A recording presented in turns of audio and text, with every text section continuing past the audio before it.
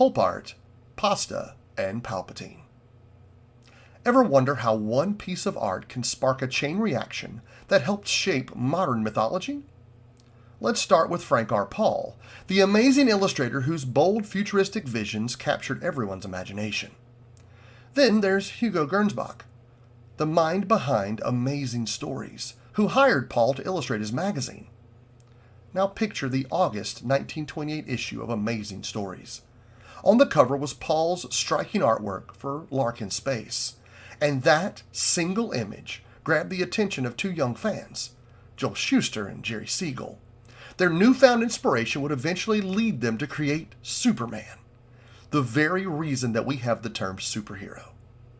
But that's just a side story, because you see in the same issue, there's another story carrying its own spark, the very first appearance of Buck Rogers in Philip Nolan's Armageddon 2419 AD.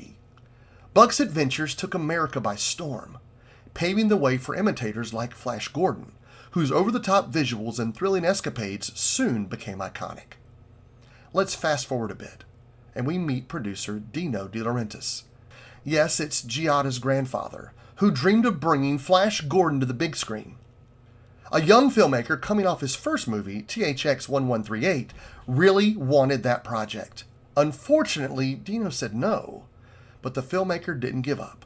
Instead, he poured his energy into a space opera all his own, which we now know as George Lucas's Star Wars. A $46.7 billion franchise that continues to outperform the $46 million Flash Gordon franchise by just a tiny bit. So there you have it. How a single illustration by Frank R. Paul sparked a chain reaction, from the birth of the superhero concept to Buck Rogers, then Flash Gordon, and finally landing in a galaxy far, far away that Lucas built. It's a wild journey that shows our culture is all connected. And that, my friends, is the 6 Degrees of Disney.